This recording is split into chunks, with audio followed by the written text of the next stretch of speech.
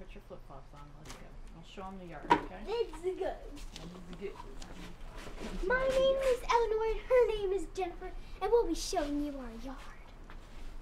This is not Little dramatic, Eleanor. Okay, everybody, come to the yard. See the bees.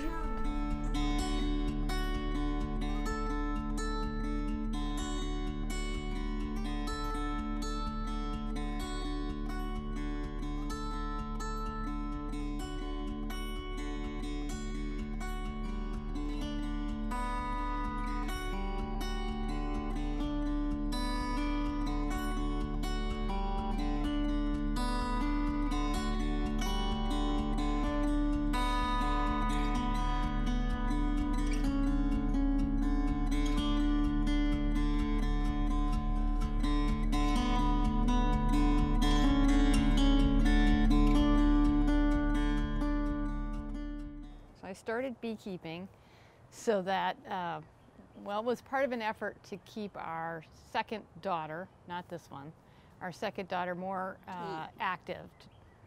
She was a very dedicated reader. And we had tried a couple other things. We had tried soccer, we had tried swimming, and a friend of ours suggested a more intellectual pursuit. So we bought 2 beehives, started the beekeeping. Catherine lasted about maybe a month. More like a week. Well, you can't really remember that far back. I think it was at least a month. As her loyal mother, that's what I'll swear to. Nobody really helps now. The only people who help now are my husband. So my involvement started when Jennifer said she was going to keep bees with our daughter Catherine. They went to class and I ended up doing all the work. Lesson A, you never stop learning. Lesson B is everything you learn you throw out the window when you do something dumb. Okay, well, what you're seeing is a swarm in progress. They've decided that they don't have enough space in their hive, so they've left the hive with the queen. What we're going to do is try and cut the branch down and rehive these bees in a new hive. So if you climb up a ladder and you try to shake a beehive loose when it's a swarm, they're going to fall on you. Get you there? Only a couple times. It's a great learning experience. We know now, don't ever try to shake a bee swarm out of a tree. Well, you can shake them out of a tree. You were sawing the branch. No, don't saw a branch out of a tree with a swarm on it. I only saw Winnie the Pooh. This is all new to me, how to catch a bee swarm. So we've had bee swarms. We've never had a bee swarm in a tree that we tried to cut out. That was our first experience, and it was, as you can see, humorous. Okay, girls. Now the next question is how the hell are you doing that? Last year and previous years, the goal has been to get the hives requeened and ready for early April. And if you can be done with that by early April, you will avoid the swarms. This was not the case this year. And so my hives have swarmed at least 6 times that I know of. I've caught 3 of those swarms, and 3 more of those swarms are still hanging in the trees in my neighbor's yards. But nobody looks up, so it'll be okay.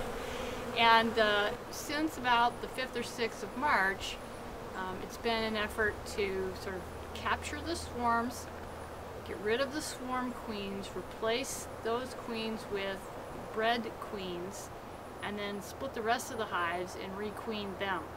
Take that one out, queen flies away. All right, bad. Don't take that one out. This is the candy. You take this one out. This is where the bees chew through, and then hopefully we'll have accepted the queen. And in the meantime, everybody interacts through this little screen. Marked like queens are queens that have been bred and mated, and the dot, the colored dot, marks the year. 2012 was a yellow dot, and 2011 was a white dot, and the year I started, 2010, I had queens that were already in hives, and they weren't marked queens. And so it just helps you keep track of the time that you've had the queen in the hive. So this year, 2013, is a red dot. I've got all kinds of names lined up.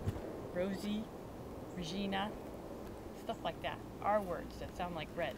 And now there are so many beehives in the backyard that I just write on the back of the beehive because I can't remember what's going on if I don't make a note somewhere. And none of my children, get away from the bird, are taking notes for me or helping me like they're supposed to, and so alas, I have to remember it all my own self. You could tell they were bored while I was trying to do stuff. Well, this is an important one though. See, here's when the girls quit and when I started taking over. Most people think it's cool. I don't really understand that myself. I think it's a little weird. To all the hipster farmers out there, when you get one hive, it turns into 2. When you get 2 hives, they turn into 4. When you get 4 hives, they turn into 8. When you get 8 hives, they turn into 16. 16 hives turn into 32. Any more complaints, man. Knock it off. Jeez, old man. So the one thing I think hipster farmers start out as, this will be a great hobby, and then suddenly they end up with 2, 4, 6, 8 hives. The bees are awesome. There's no better way. We're not hipster farmers. There's no better way. We're just to get beekeepers. And then dude shows up and calls it hipster crap. I'm just wanting what, to interject. hipster farming? But people seem to be fairly impressed. They like the honey. I sell the honey. You know, we're not going to be millionaires here, but we make a little money and it pays for 1 or 2 pieces of equipment every year. And if there's anything bad about them, it's that they, you know, sometimes go places where they are a nuisance to other people, like up at the Hugh McRae Park in a snow cone machine. And it's a little embarrassing. And when I see people up in the park that I know, they're like, "Jennifer, are those your bees?" And I'm like, "Shh, shh, no, those are not my bees." Once we started the farming in the backyard with the bees and the chickens, we started calling the whole property Green Forest. So it gives you a chance to name your house.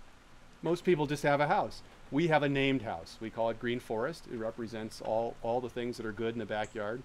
I have no clue why I keep doing this. I like all of it. It's interesting to me. It's fascinating, you know. I like the honey. I like the bees.